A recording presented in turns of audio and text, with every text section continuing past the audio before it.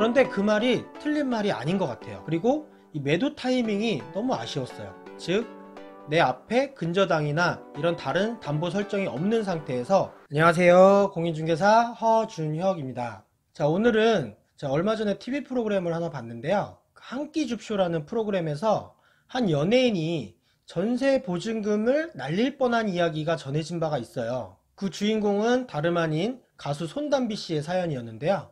8억 원가량의 근저당이 설정되어 있는 집에 후순위 세입자로 전세 4억 5천만 원에 계약을 했다가 이 집이 경매로 넘어가는 바람에 전세 보증금을 온전히 다 돌려받지 못하고 상당 금액의 보증금을 잃어버릴 수도 있었던 그런 사연이었어요.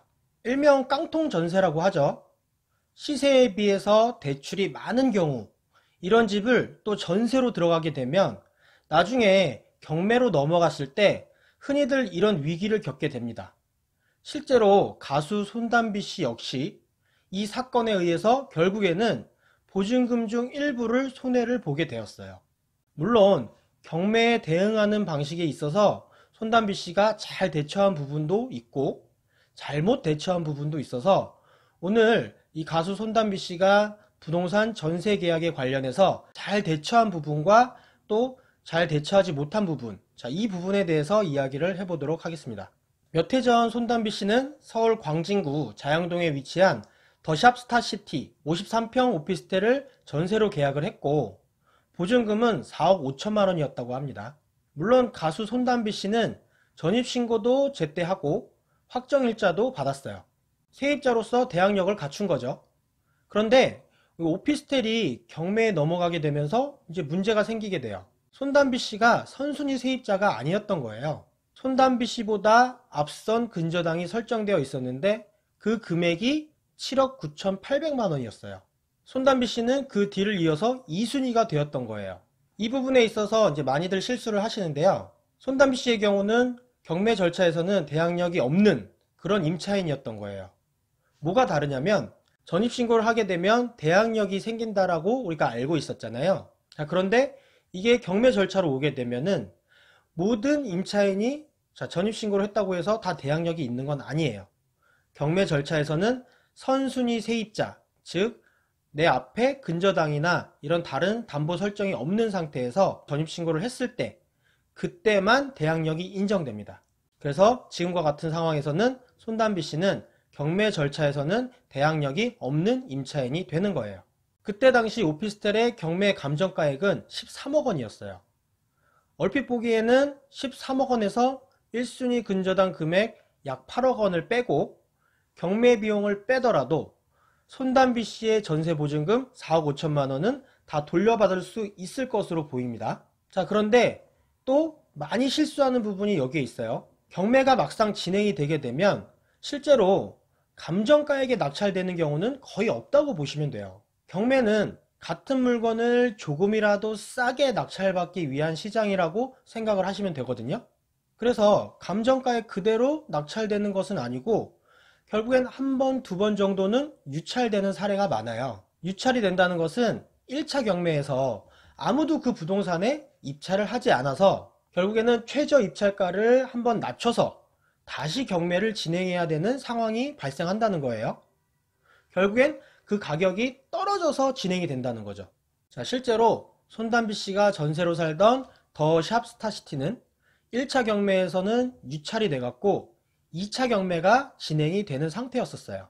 이때 2차 경매 최저 입찰가가 10억 4천만 원이었거든요. 자, 그럼 만약에 누군가가 이 집을 10억 4천만 원에 낙찰을 받는다면 벌써 계산이 안 맞죠. 10억 4천만 원에서 근저당 8억 원을 빼고 그러면 2억 4천만 원이 남잖아요. 그럼 손담비 씨는 전세보증금 4억 5천만 원 중에 2억 4천만 원밖에 못 받게 되니까 2억은 날리는 셈이 되겠네요. 그죠? 여기까지 보면 손담비 씨는 전입신고하고 확정일자 받은 것은 잘한 일이지만 일단 시세 대비 근저당과 전세보증금을 합한 금액이 너무 컸던 거예요. 전세보증금을 너무 많이 주고 계약을 한 거죠. 계약 당시부터 위험한 전세계약이라고 할 수가 있는 거예요.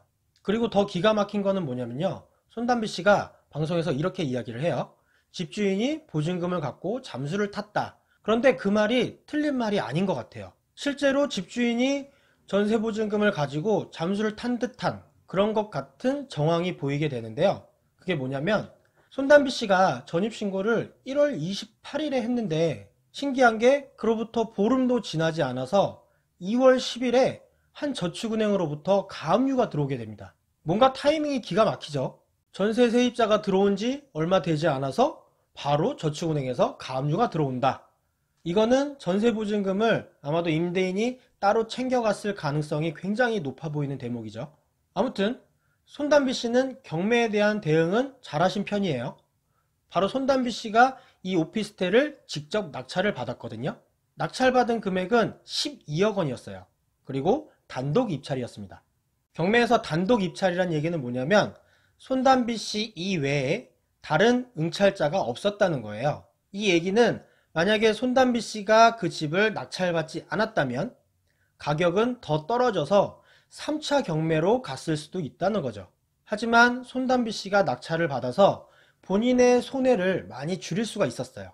제가 보기에는 가격선도 적당히 잘 정한 것 같아요. 당시 시세보다 약 1억 원가량 싸게 산 셈이 되니까 나쁘지 않았죠. 나중에 시세 차익을 볼 수도 있고요. 보증금 배당은 4억 2백만 원 정도였어요. 결국에는 전세보증금은 약 5천만 원 정도 손해를 본 셈이지만 어쨌든 그 집을 시세보다 1억 정도 싸게 낙찰을 받았으니까 결론적으로는 이득이라고 할 수가 있겠죠.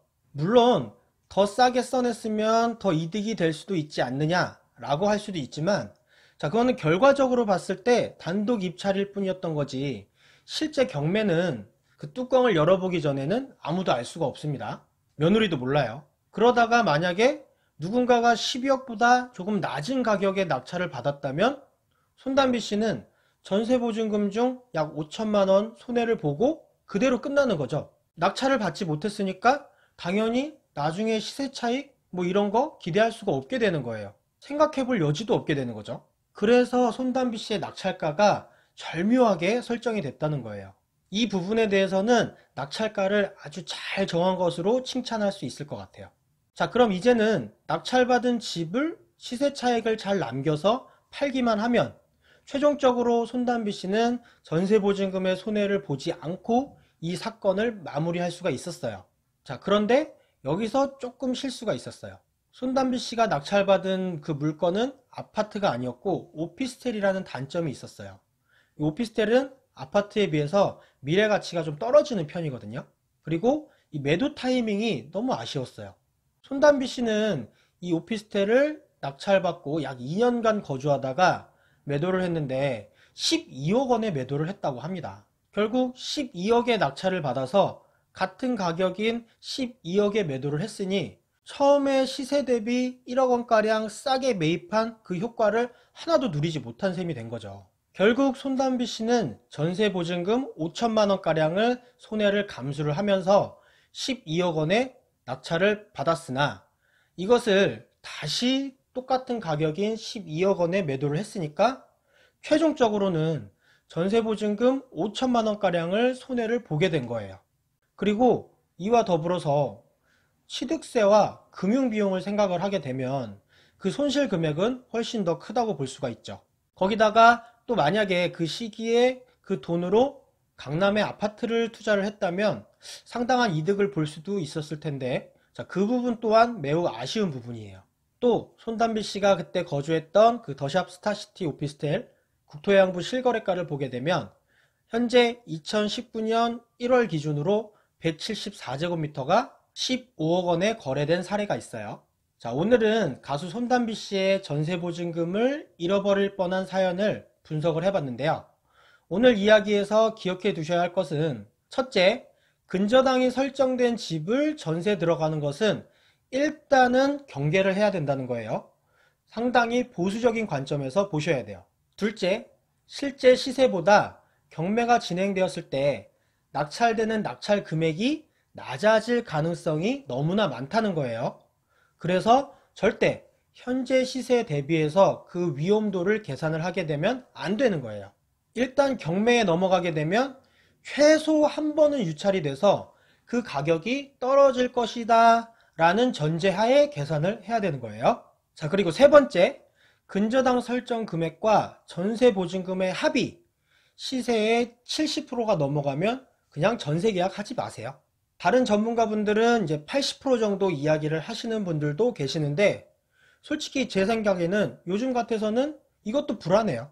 그냥 저는 70%가 넘어가면 전세 계약 안 하는 걸로 생각하는 게 나을 것 같아요.